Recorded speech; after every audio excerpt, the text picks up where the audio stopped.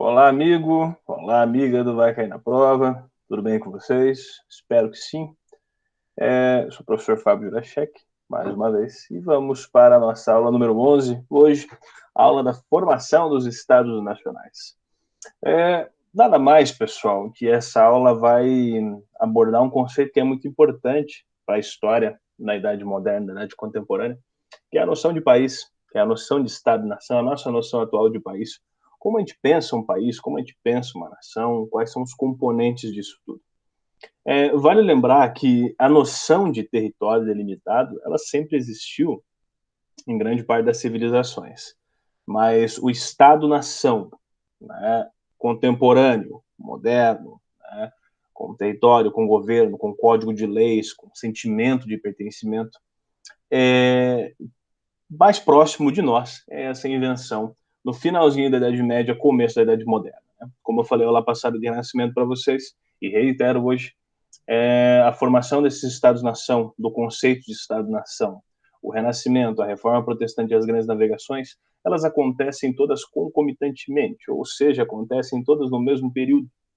Por isso que é importantíssimo todas essas mudanças, que uma está atrelada à outra, né, automaticamente, que dão origem à Idade Moderna, à modernidade, que dá origem também à contemporaneidade. Né? As estruturas estão presentes da contemporaneidade depois da Revolução Francesa. O que nos interessa do Estado moderno, pessoal, é realmente esse novo sentido que se dá ao Estado e à nação. Tá? Antes de falar, nós vamos debater sobre esse conceito de Estado-nação, que é um conceito que às vezes não é muito claro na cabeça de algumas pessoas, mas não é um conceito difícil de se entender. É um conceito até que relativamente fácil. Tá? Claro, pessoal, não vou usar atributos da geografia para explicar isso, né? Até porque eu não sou geógrafo, né? Eu entendo poucos conceitos dessa área. Eu vou usar um atributo histórico que a gente vai utilizar a partir de agora quando se referir a Estado-nação. Né? Quando a gente fala de Estado, pessoal, a palavra Estado com letra maiúscula, que significa, né, o aspecto governamental, legislativo, jurídico de alguma região, tá? Estado com letra minúscula é região geográfica, né? Nós estamos falando, pessoal, de uma estrutura, né, de uma estrutura de poder, uma estrutura territorial, uma estrutura que dentro desse território possui um poder definido, né? As noções de território na geografia e de poder são muito próximas. Isso você vê em geopolítica, por exemplo. Mas, em suma, resumindo para vocês, o que nós costumamos chamar de Estado, com letra maiúscula, é a figura física de um território delimitado por fronteira, né? É a fronteira que vai definir o que é um Estado, até onde vai o Estado e qual é a porção desse Estado, e dentro dessa fronteira você tem as relações de poder acontecendo, é inerente, né? Você tem que ter uma fronteira para ter uma relação de poder, para saber até onde vai, né? Dentro desse Estado delimitado por fronteiras, você tem um governo soberano, alguém que governa dentro dessas fronteiras, e que emite, que produz, que promulga um código de leis que vai tentar, o máximo possível, dentro dessas fronteiras aí, se estabelecer como legislação, né? Então, por exemplo, o Estado brasileiro compõe-se as fronteiras brasileiras, desde o Oiapoque até o Chuí, passando por toda norte, centro-oeste e sul, né, fronteiras que são físicas com outros países, né? Não interessa aqui se a fronteira, pessoal, é uma fronteira natural, uma fronteira não natural, né, aquelas linhas retas, né? Não interessa para nós aqui nesse sentido. Ou a fronteira do Brasil com o alto mar, né, 200 metros depois, 500 metros a costa, dependendo, né, do tamanho que você analisa, qual é o tamanho do mar do Estado-nação. Dentro dessas fronteiras, você tem um governo soberano da República do Brasil, com suas leis, com seu código de lei, que é inerente a todas essas fronteiras.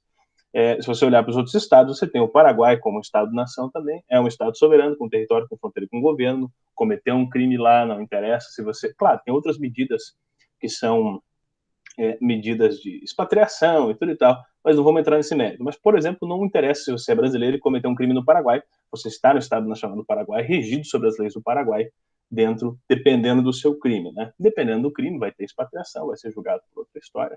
Dependendo, você não vai ser nem julgado pelos dois Estados-nação, vai cair em tribunal internacional, tá?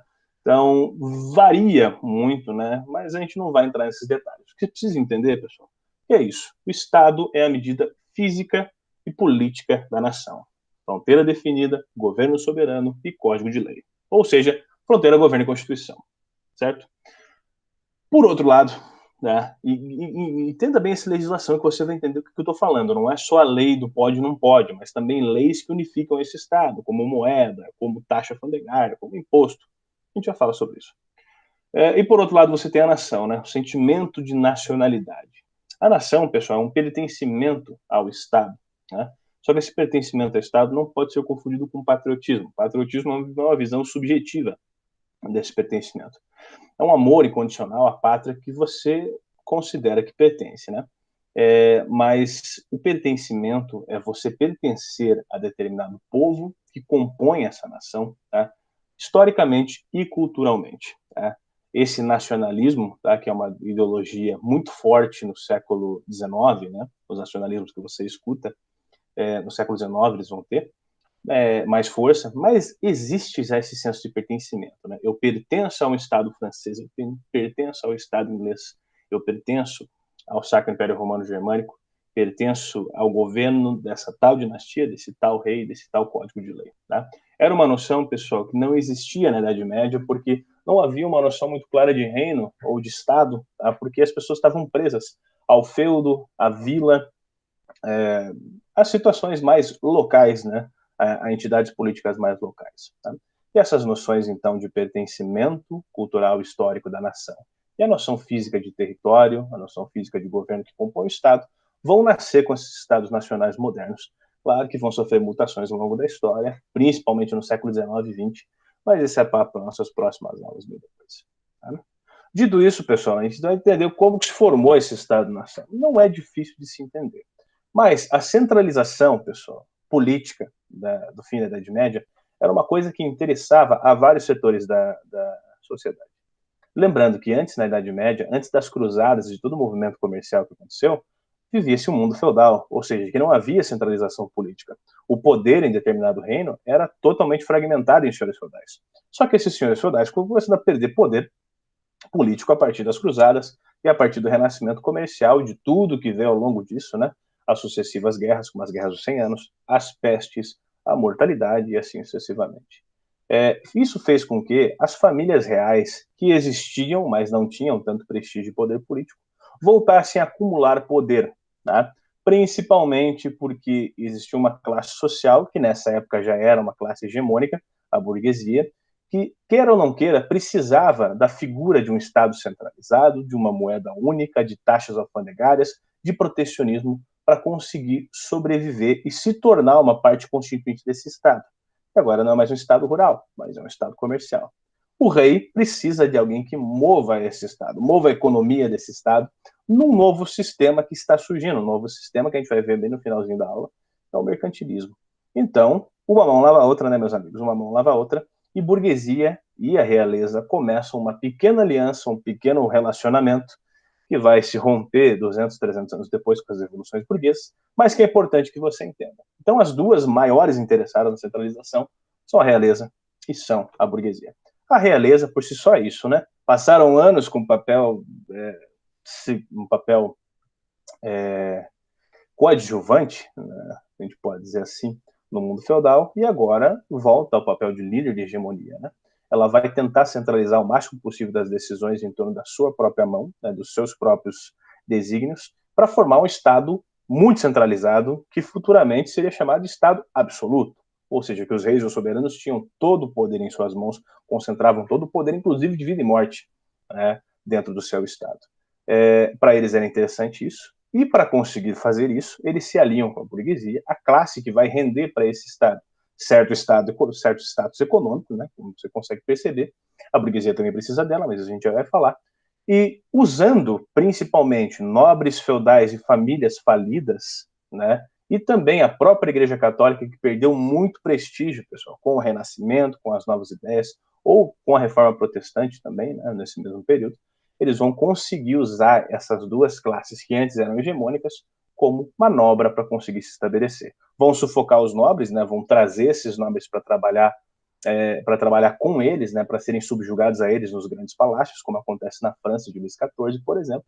E alguns nobres que se mantêm nas suas terras têm que seguir a cartilha do rei se quiserem manter os seus privilégios de não trabalhar e cobrar impostos. Né? Os privilégios feudais ainda existem, é uma sociedade de privilégio feudal, mas não é mais o senhor feudal que comanda toda a sociedade, né? Então há esse processo de centralização, porque todas as decisões que eram da igreja, que eram dos nobres, vão para as mãos dessas famílias dos reis absolutistas, futuros reis absolutistas.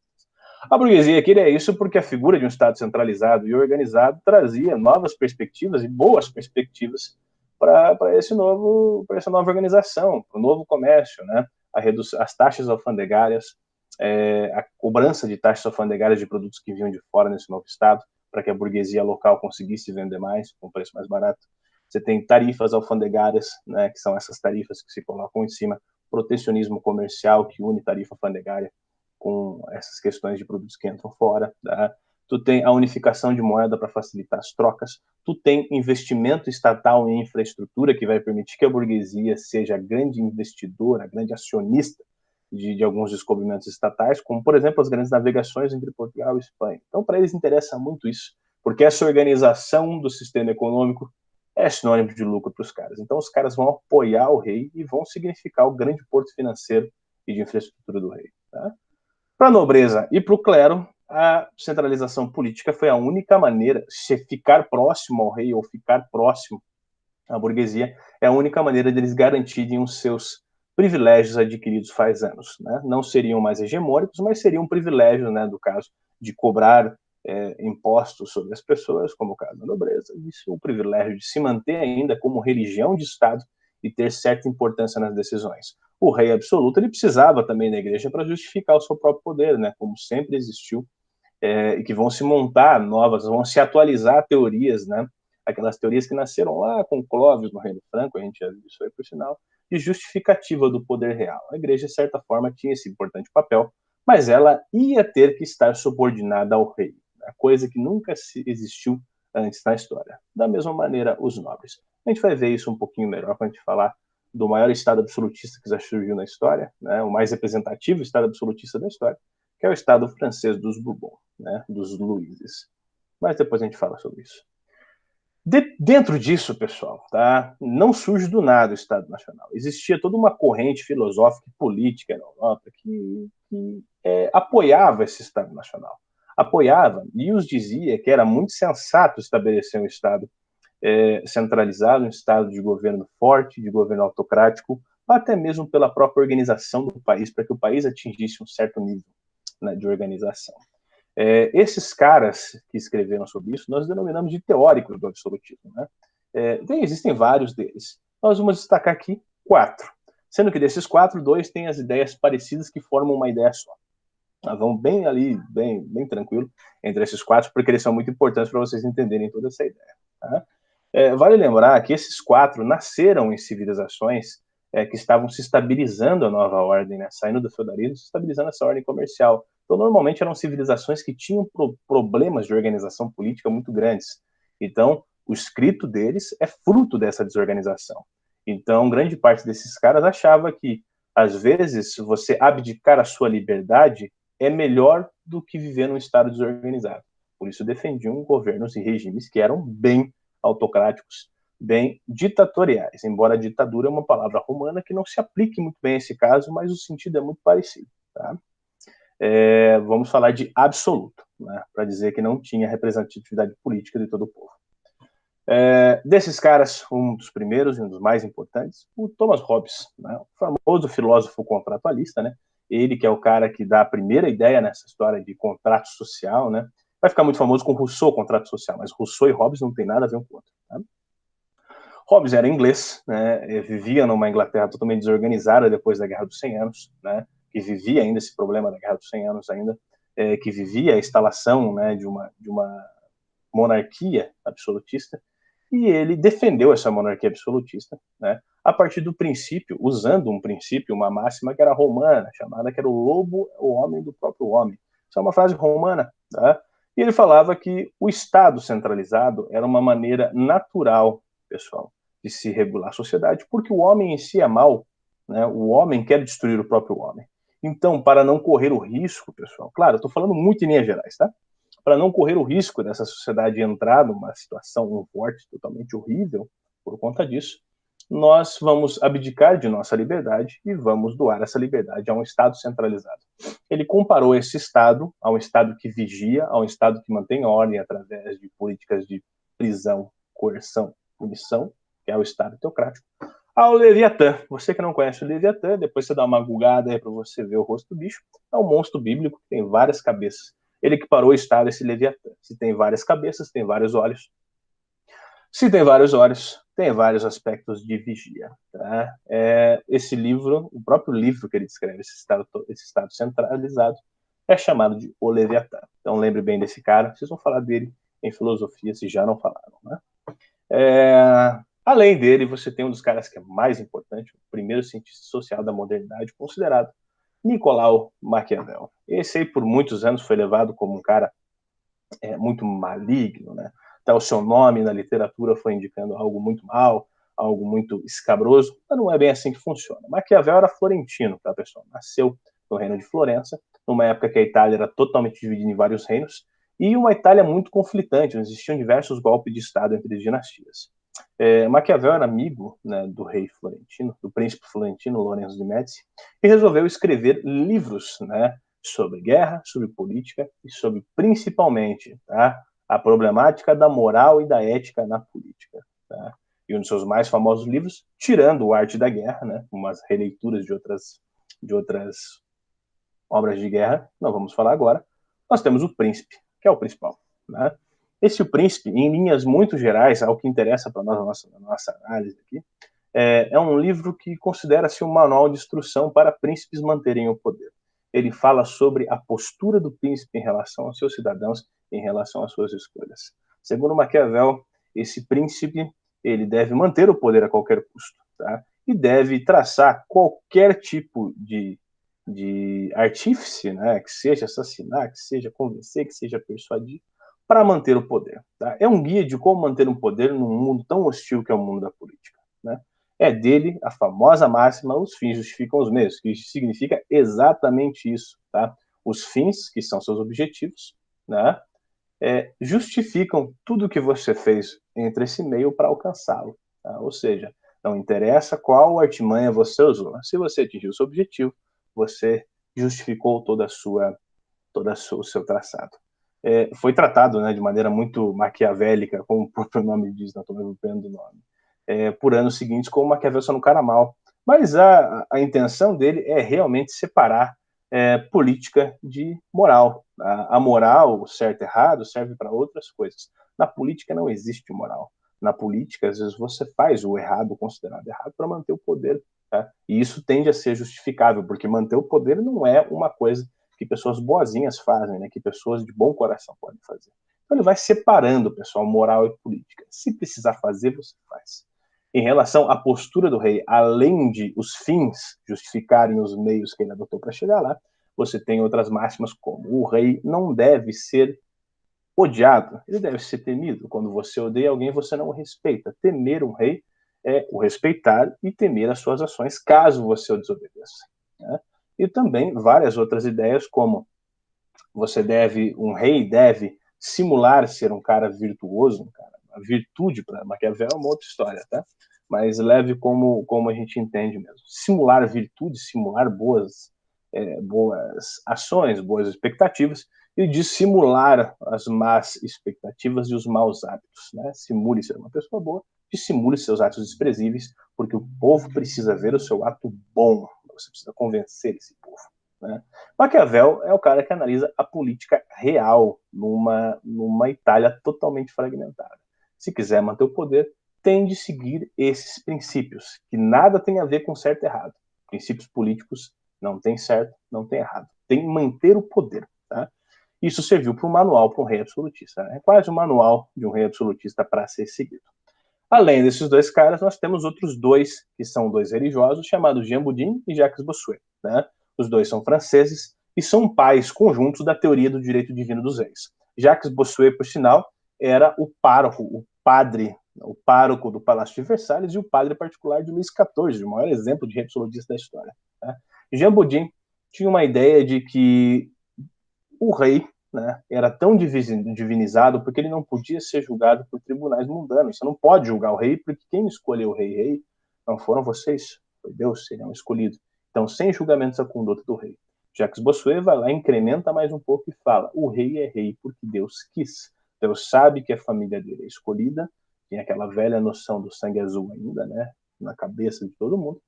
Ele sabe que a família dele é escolhida, e principalmente, ele é rei porque ele enxerga melhor, porque ele tem capacidades e perspicácia melhor que todos nós, porque Deus escolheu. Então não é passível de questionamento. Um tribunal não pode julgar, um tribunal mudando não pode julgar um rei, e nós não podemos julgar um rei. Tá? Essa é a famosa teoria do direito divino, muito presente em monarquias até os dias de hoje. Né? Ele é rei porque Deus quis. Foi presente no Brasil, inclusive, até o Segundo Império. Tá? E se bobear, é presente na cabeça de alguns ainda hoje. Né? Se bobear, não, é certeza que isso é. Mas tudo bem, não vamos entrar nesse mérito, senão eu fico puto. Meus amigos, então essas são as afirmativas mais essenciais para vocês compreenderem como se constrói um Estado absoluto, onde o rei determina todos os princípios, seja ele de vida, de morte, econômico, social e político, sobre as pessoas. O sistema econômico que esses Estados vão adotar, pessoal, nós chamaremos de mercantilismo. Tá? O mercantilismo também é conhecido como pré-capitalismo, embora eu não goste de chamar de pré-capitalismo, embora o capitalismo tenha várias das suas características, alterando algumas, né, como a presença ou não de Estado na economia. O mercantilismo é um sistema que vai se estabelecer principalmente na época onde os grandes descobrimentos vão acontecer. Né? O mercantilismo tem vários aspectos do capitalismo, tá? Mas não é o capitalismo, tem que adotar bem isso aí. Desses principais aspectos, nós podemos listar alguns deles. Por exemplo, tá? Esse Estado mercantilista vai se basear no comércio. Só que esse comércio vai ser gerido pelo Estado, e a burguesia, com o auxílio do Estado e com a autorização do Estado, vai gerir esses comércios. Tá? Esse Estado garante toda a questão alfandegária e monetária, a união, a menor burocracia para alguns investimentos, enquanto a burguesia garante a infraestrutura, garante aquele que vai fazer esse Estado crescer. Nesse mercantilismo, nós temos algumas características bem comuns, que a gente vai listar elas bem rapidinho. A primeira, o intervencionismo estatal. Acabei de falar para vocês, nada a burguesia faz sem o Estado deixar, até porque a burguesia precisa da estrutura estatal para coexistir com ele. Tá?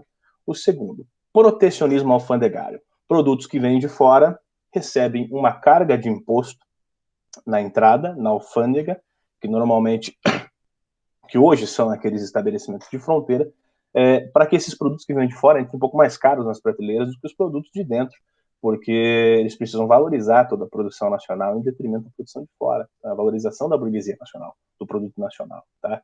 Terceiro, e um dos mais importantes, metalismo. Tá? Um país é medida a riqueza de um país, o mercantilismo, quanto maior for as suas reservas de ouro e prata, de metal precioso. Tá? Tudo bem, tá? Ouro é pedra preciosa. Vamos levar em conta que é metal precioso por aqui. Então, quanto mais ouro, quanto mais prata nos seus cofres, mais rico o país era considerado. Como os países europeus não tinham tantas reservas de ouro assim, o incentivo ao colonialismo, que é o nosso próximo tópico, a próxima característica, era muito forte. Né? Extrair da colônia, de colônias, seja no além-mar, seja em outros continentes, seja ali próximo, todo o produto que eles precisam, para reduzir algum povo à colônia. Foi o caso que aconteceu com o Brasil, né? Porque Portugal era um dos líderes do mercantilismo. Tá? Outro ente também, que também é comum ao capitalismo, a balança comercial favorável, né, meus amigos? Tá? Você precisa sempre vender mais e comprar menos. Tá? O dinheiro não pode sair mais e entrar de menos. Tem que sair menos e entrar mais. Então, evite comprar, mas venda. Exporte mais e importe menos. Assim, a balança sempre ficará favorável. Esses são os princípios básicos do mercantilismo, né, pessoal, para você entender. Pode ver que o capitalismo é só você trocar algumas chavinhas por outras, você tem o capitalismo. Por isso que ele é a base do capitalismo e o pré-capitalismo. Mas o mercantilismo é um sistema adotado por esses estados nacionais modernos. Dito isso, pessoal, todas essas características, né, desses estados nacionais modernos e mercantis e absolutistas, tá? Bem rapidinho aqui a historinha de 4 deles para você entender. A consolidação desses estados nacionais, pessoal, desses governos centralizados, elas diferem um pouco entre os países da Europa. Tá? Nós vamos falar de 4 deles que são os mais importantes. Né? A França, a Inglaterra, Portugal e Espanha. Portugal e Espanha, a história é muito próxima, né? Mas França e Inglaterra é diferente. A França, meus amigos, né, ela se torna forte, o rei francês se torna forte com a Guerra dos 100 Anos. Né? A Guerra dos 100 Anos opõe França e Inglaterra e a França sai vencedora. Né? Sai vencedora, e isso fortifica toda essa questão do pertencimento francês, do nacionalismo francês, inclusive com a figura de Joana d'Arc, né, uma das principais figuras do nacionalismo francês. E depois dessa guerra, pessoal, entre trocas e trocas e trocas de poderes entre as famílias dinásticas, que eram, né, a gente pode falar que todo mundo nas famílias reais da Europa já tinha se pegado uma vez ou outra, que eram todos parentes, né, para fortalecer essas alianças. Era uma zona total. Quem governava a França nesse período pós-Guerra dos 100 Anos, até mais ou menos 1500 e pouco, era a dinastia dos Valois, uma dinastia católica. Só que nesse meio tempo você tem o crescimento da reforma protestante e o avanço de uma doutrina protestante na França, chamada calvinismo. Nós vamos ver isso aí. O calvinismo era muito bem adaptado à questão burguesa do lucro, então os burgueses começam a se tornar calvinistas. O problema, pessoal, tá, é que isso não é muito bem aceito pela França e pela Igreja Católica, que estava apoiando o regime dos Valois, já que eles eram católicos. Então começa uma... Não é bem uma treta, porque sim, é quase uma guerra civil entre católicos e protestantes na França. Tá? Isso opõe, pessoal, dois partidos. A Santa Liga, chefiada por... Meu Deus, esqueci o nome da igreja, gente. Não é a Igreja Católica, meu Deus do céu. Tá? Que era chefiada pela Igreja Católica, mas liderada pelo rei Henrique de Valois, da família Valois, e o outro rei Henrique, chamado Henrique de Guise, que também era católico. Tá? E do outro lado, né, os protestantes, eles tinham uma liga protestante que era chefiada e liderada por uma outra família real protestante que vinha da Espanha, chamada Bourbon de Navarra, né, por um Henrique Bourbon de Navarra. Ó, você já viu esse nome, né? Você já viu esse nome, então espere. E rola uma guerra civil, pessoal. A guerra civil é tão intensa que existem vários massacres autorizados pelo Estado francês no comando dos Valois, como o famoso massacre de São Bartolomeu, o massacre de Vassy, né, que são massacres de católicos contra protestantes, né, contra os protestantes calvinistas franceses, que a gente vai chamar de huguenote. Você vai entender o porquê, mas quando eu falar huguenote, estou falando de calvinistas franceses. Todas essas guerras de religiões que atrapalharam, essas guerras de religião que atrapalharam muito o andamento da França como Estado Nacional, elas serão resolvidas, pessoal, depois desse massacre de São Bartolomeu, que foi o ápice, em 1572, tá? Para ser resolvida, né, entraram, né, nesse meio os três Henriques, né, os dois da Santa Liga e o Henrique de Bourbon, tá? Eles já estavam tretando entre si pelo território, pelo trono, desculpe, e acabou que nessa guerra, pessoal, quem se deu bem, né, o Henrique que se deu bem, que não esgotou seus exércitos, foi o Henrique de Bourbon e Navarra, um protestante. Ele ganhou a disputa, enquanto o Henrique de Valois e o Henrique de Guise foram derrotados. Mas para ele assumir esse trono, houve um problema, né? Você não pode assumir o trono sendo protestante. Tá? O trono aqui é um trono católico e é o Papa que vai te coroar. Né? Então, o Henrique de Bourbon e Navarra, ele se converte ao catolicismo, converte sua família inteira ao catolicismo, assume o trono e promulga o Edito de Nantes, tá? Que vai dar liberdade religiosa na França, com a seguinte frase: dependendo do rei, né, depende o credo. Tal rei, tal credo. Então, se o rei for protestante, o protestantismo é legalizado. Se o rei é católico, o catolicismo é legalizado. Claro que não entrou mais nenhum rei protestante, embora na família Bourbon existiam vários protestantes, a situação ainda era muito tensa entre protestantes e católicos até a Revolução Francesa. A Revolução Francesa tenta, uma das bases é estabelecer esse fim da intolerância religiosa na França. Tá? Mas assim se monta o Estado absolutista, já que os Bourbons e os Navarra eram absolutistas e vão se tornar a família mais famosa do absolutismo na história, que é a família dos Bourbons. A Inglaterra sofre um processo muito parecido. Só que assim, pessoal, o absolutismo na França era um absolutismo de direito.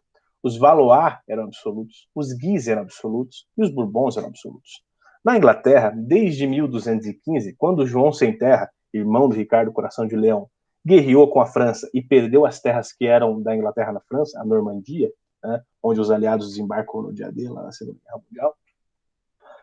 Desde então, o parlamento, né, a associação de nobres que discutem as medidas tomadas pelos reis, eles conseguiram impor certa restrição ao poder do rei a partir da Carta Magna, um documento, né, que autorizava que as discussões, que as decisões reais fossem aprovadas pelo parlamento. Então, o absolutismo nunca foi uma realidade lá. Né? E assim se seguiu, até a Guerra dos 100 Anos. Né? A Guerra dos 100 Anos, a Inglaterra inicia essa guerra, né, porque ela acha que tem direito ao trono francês. A treta entre Inglaterra e França é gigantescamente antiga. Só que no meio dessa guerra dá uma treta, né? E a Inglaterra não ganha a guerra, a Inglaterra perde a guerra. A guerra devasta a Inglaterra, as famílias feudais todas pobres envolvidas na guerra. há depois da guerra um certo jogo de culpa, né? Cada família julga outra, família dinástica julgam outras, e o feudalismo está totalmente corrompido, e essas guerras, essa culpa, vão desembocar, inclusive, em genocídios, né? Em famílias inteiras mortas por outras famílias feudais. Então, vira uma zona. E o parlamento, de mãos atadas em relação a isso, eles começam a ver uma guerra civil pelo trono também, né? Duas famílias vão acender uma guerra que vai se chamar a Guerra das Duas Rosas, né? Os York e os Lancaster, né? Duas famílias, duas dinastias nobres muito fortes, né? E no meio dessa guerra civil, o parlamento, para evitar mais mortes, acaba proclamando uma outra família, além dos Tudor, além dos York e dos Lancaster no poder, que é a família dos Tudor, né? E a família dos Tudor assume a Inglaterra com todos os poderes dados pelo parlamento, ou seja, o poder absoluto foi dado a essa família de comum acordo para que essa família pudesse reorganizar a Inglaterra, já que ela estava perdida no meio de guerras civis. E começa então o famoso governo Tudor, né, que vai desembocar em várias medidas, como por exemplo o Henrique VIII, que vai instituir o rompimento com a Igreja Católica. Você tem a Maria Tudor, que começou a perseguir protestantes na Inglaterra, né, a famosa Maria Sangrenta e tal. E a Elizabeth I Tudor, que morreu sem deixar herdeiros. Os Tudor, pessoal, eles tinham um absolutismo de fato, né, diferente da França, que era absolutismo de direito, era direito do rei ser absoluto. Os Tudor, né, aconteceu que eles fossem absolutistas pelo andar da carruagem, né, foi autorizado que eles fossem absolutistas. O problema é que quando Elizabeth I ela faleceu, não tinha deixado herdeiros, e foram buscar o cara mais próximo dela para assumir esse trono que estava em vacância. O cara mais próximo dela era um primo chamado Jaime da Escócia. Era, acho que Jaime VIII, Jaime IX da Escócia. Mas é o primo dela mais próximo, e esse Jaime vai assumir, né, tende a assumir a Inglaterra junto da Escócia. Inglaterra e Escócia já não tinham boas relações, e agora os ingleses têm que aguentar um escocês governando o próprio país, o que é um problema. Só que tinha um problema pior, né? Jaime era absoluto na Inglaterra, não, na Escócia, não tinha parlamento na Escócia para decidir nada, então não estava acostumado com essas ideias. E ele era católico, né? Num país que odiava o catolicismo desde a reforma anglicana, né? Então, é treta, mas essa treta vocês vão ver na aula de Revolução Inglesa, logo, logo. Tá? Então, assim começa o absolutismo dentro da Inglaterra, que só vai se estabelecer o fim do absolutismo com a Revolução Gloriosa de 1688. Tá? O absolutismo português e o espanhol, pessoal, eles têm a ver com a Guerra de Reconquista. Tá? A Guerra de Reconquista é um processo junto das Cruzadas que pretende reconquistar a Península Ibérica,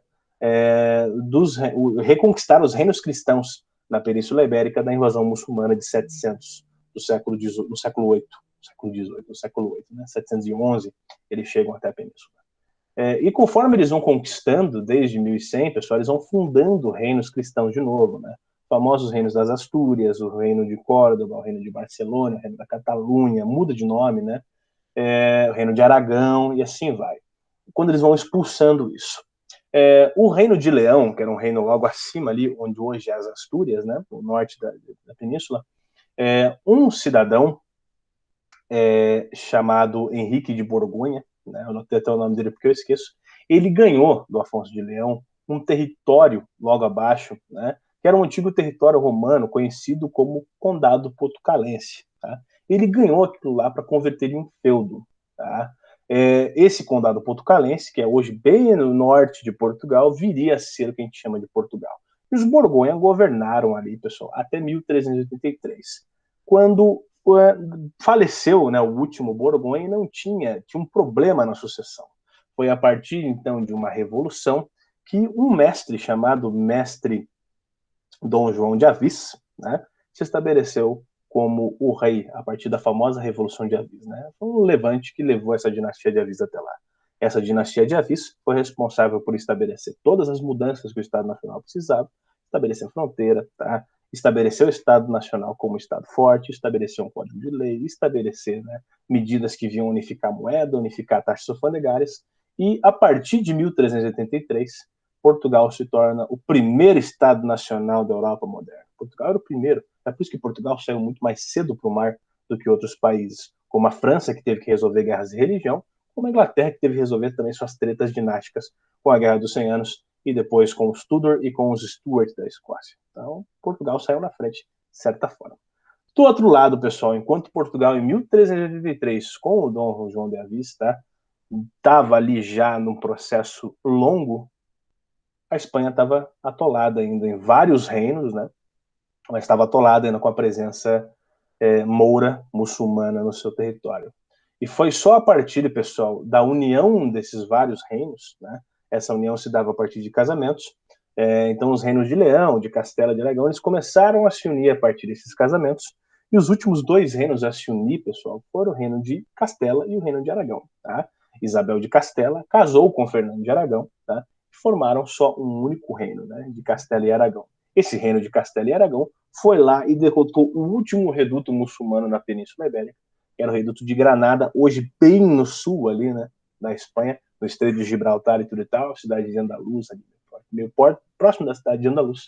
Eles conseguem expulsar os muçulmanos para o norte da Europa de novo nesse processo de reconquista, só em 1492. Então, só em 1492, a Espanha vai ter um reino definido, um reino unificado, e vai começar a poder montar seu Estado Nacional com reis, regras, taxas alfandegárias e estruturas. Tá? É só aí que a Espanha vai sair para o mar. Então, a Espanha está automaticamente quase 112, nem sei fazer as contas, 111 anos, né, atrasadas na formação do seu Estado Nacional em relação a Portugal.